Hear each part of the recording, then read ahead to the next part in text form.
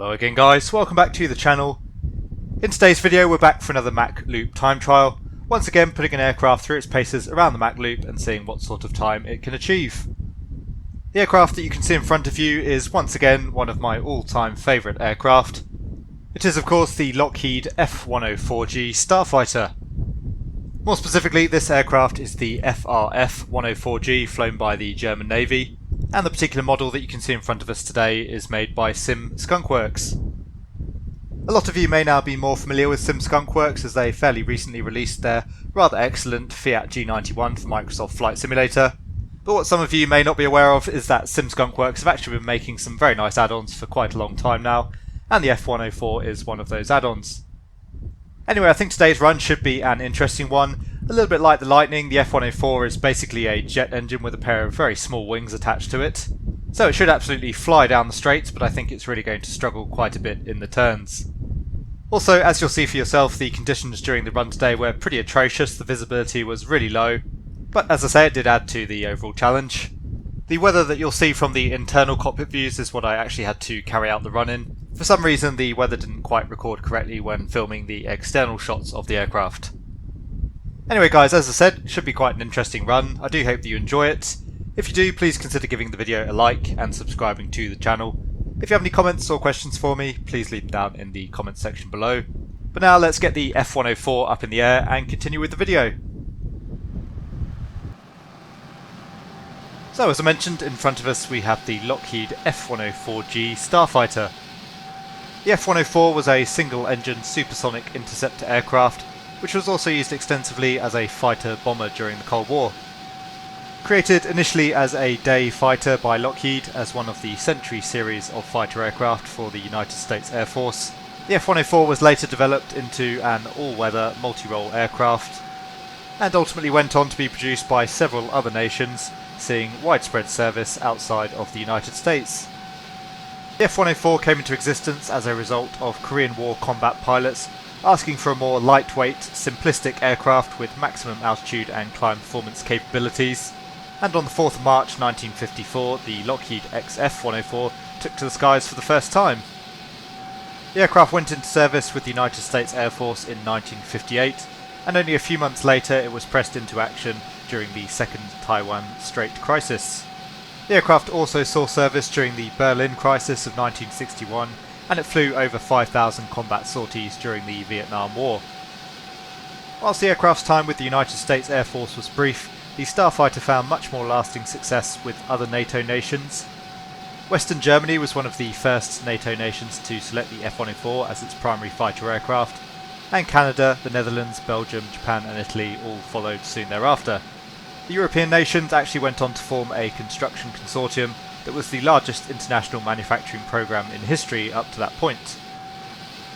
Anyway, as I say, the F104 was initially designed as an interceptor with maximum climb and speed capabilities in mind. The Starfighter was the first combat aircraft capable of sustained Mach 2 flight, and to this day its climb performance is still somewhat legendary. The aircraft is equipped with a razor-edge thin-blade supersonic wing. The wings are in fact so small that they can only be seen from the cockpit via the mirrors. This gave the aircraft its excellent performance and high-speed characteristics. However, were the aircraft to get into any low-speed turning fights, the F104 was actually quite vulnerable. So again, as I mentioned during the introduction, I think the aircraft will do exceptionally well on the straights of the Mach Loop, but I think it's really going to struggle with the turns. In terms of its performance, the F104G was fitted with a General Electric J79 afterburning turbojet, giving the aircraft a thrust of 15,600 pounds. The aircraft's top speed was Mach 2, or around 1300 knots. It had a service ceiling of around 50,000 feet, although the aircraft did also manage to break the world altitude record at the time with an altitude of around 91,000 feet. The F104 was also the first aircraft to simultaneously hold the world speed and altitude record. So as you can see, all things considered, a pretty formidable aircraft. Let's now take it on a very foggy run around the Mach Loop. So working our way in towards Mach Loop, as you can see the visibility is pretty atrocious at the moment. Just about managed to find the town through the fog here, and passing over the road, starting the stopwatch on the afterburner.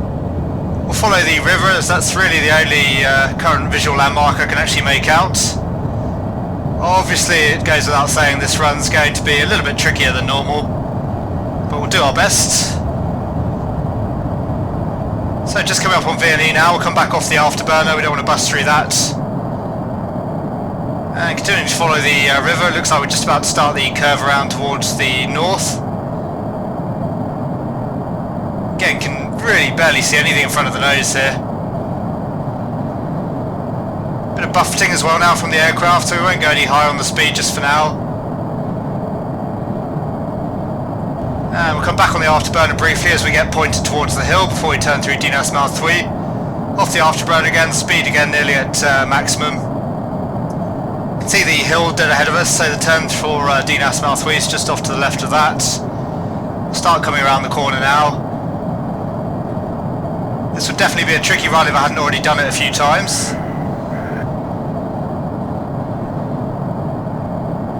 So coming over through Dinas Mouth 3, around towards Bull. You can see the gap in the valley there between Bush. So reversing turn back round to the right, and very quickly again back round to the left. Overbanking ever so slightly just to bring us back down towards the ground. On the G there again, coming off the afterburner again. And just coming through Cross Foxes in. So sighting up the next valley. Following the A487 down towards Shinmingil. And overbanking again to the right. Come off the power now. In preparation for the turn through Chorus. On the speed brake. Lose a bit of speed there. Back off the speed brake. Back on the afterburner. Struggling through the G. Speed building up again now with the afterburner on. Working our way through the valley. Just coming up on Chorus again. And back off the afterburner for the turn. There's Chorus just down below us. And again we'll loosely make our way out of the valley. Really hard to see. Keeping a good eye out for Mach and the turn over the road. There's Mach just below us now, so back on the afterburner. Over the road, stop the stopwatch. And let's get out of this miserable weather, doing what the F104 loves to do best. So overall I think that was a pretty decent run given the conditions. The conditions made it really hard to sight all the turns there. Probably could have taken a little bit more speed through Chorus there, but again, given the conditions, that I think was about the best I could get out of the aircraft.